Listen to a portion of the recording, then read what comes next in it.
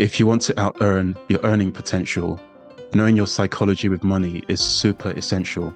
Your mind manages money in a certain way, and it is so important to be aware of what that certain way is. Because if you're not aware, this lack of awareness can lead to your lack of abundance. Hi, my name is Mosalami, and I help experts, entrepreneurs, coaches, and consultants grow and scale their online business whilst creating their ideal lifestyle. For the best tips for online business, entrepreneurship, financial freedom, and mindset, subscribe to my channel. Hit the bell to be notified every time I post a new video. If you like this video, then hit the like button. It helps the video rank higher for the YouTube algorithm. That way, it's easier for people like yourself to find videos like this one and get value from it. Pay close attention because the Psychology of Money book that I'm reviewing today, it outlines how your psychology affects your decision making, your action taking, and your results when it comes to money. So first off, I'd really recommend The Psychology of Money by Morgan Housel. The Psychology of Money, it outlines how knowledge is not necessarily power when it comes to money. And this is because even though a lot of people know what to do when it comes to money, they don't necessarily do what they know. So when it comes to the question of how do I accumulate money, of course, there are lots of different ways, and one way that's been taught for hundreds of years is pay yourself first, save, and invest. When it comes to financial literacy, literally, this method has been taught for hundreds of years. And because a lot of people understand this, a lot of people have achieved long-term financial success in this way. Even with this knowledge, a lot of people do not pay themselves first, save, or invest at the level that they could. And some people don't do any of these things at all. So why is it then, if they know what to do, why don't they do what they know? In the different short stories throughout this book, Housel explains the different ways our psychology comes into play and prevents action taking. One of the reasons is because money is such an emotional subject, and that emotional impact of their past experiences with money outweighs the logical impact of, here's what you do to grow your money, now go do it.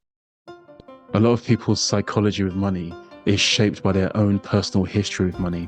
For example, what they've seen growing up, or the financial results they get in today as a grown-up. Also, what they've been told about money in the past, or what their current financial situation tells them about money. And because a lot of these past experiences have been negative, this shapes a potentially negative psychology about money. So then what a lot of people do is they avoid action taking and they avoid risk taking. And of course, if you're aware of your psychology of money, you can take the decision to course correct.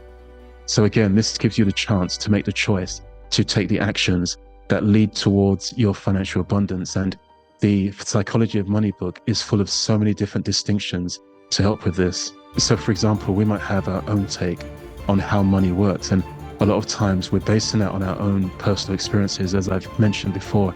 And Housel gives his distinctions and his research on how the world actually works when it comes to money. And of course, how money works in the real world is usually so different to our own personal, often anecdotal experiences with money. Another subtopic covered looked into the advantages and the disadvantages of always wanting more when it comes to money. So when is having enough money enough? Housel addresses this in a book and gives examples of having mountains of money and still wanting more and more and more, and how this can go spectacularly wrong. And similar to the previous point, people might think one way about how history shapes the economy and the investment markets, and this might be very different to what actually happens. Again, this thinking tends to be based on personal experience. Again, this is part of most people's psychology with money and ultimately leads to why they're getting the results they're getting. There are so many insights and strategies throughout this book, and the way this book wins is that the author uses lots of stories to illustrate these strategies.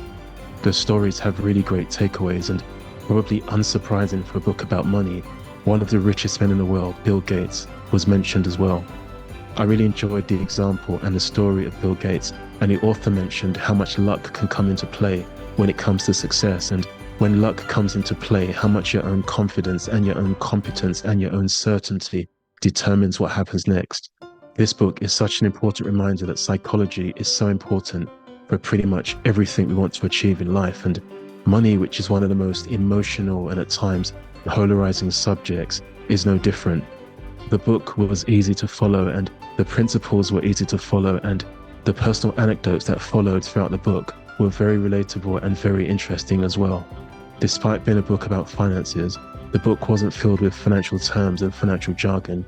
It was written in an easy to follow, engaging way. The writing style was almost conversational, and the wrap-up at the end of the book was very well done. In fact, the author went full circle and discussed his own current psychology around the topic of money.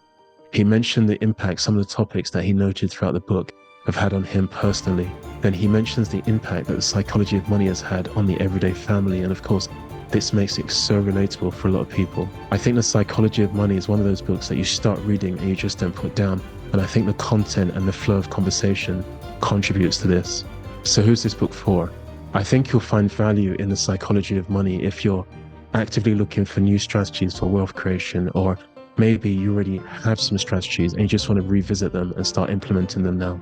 Or maybe you're just trying to improve your own self-awareness when it comes to money, and The Psychology of Money is definitely worth a read, because when you're going for a result, a lot of that result is down to your psychology. The awareness that you'll get from reading The Psychology of Money will help you reconsider fear, reject limiting beliefs, and revisit other things that were maybe holding you back. And this book gives you the tools and the principles to bear in mind when it comes to how psychology affects your money decisions and your action taking.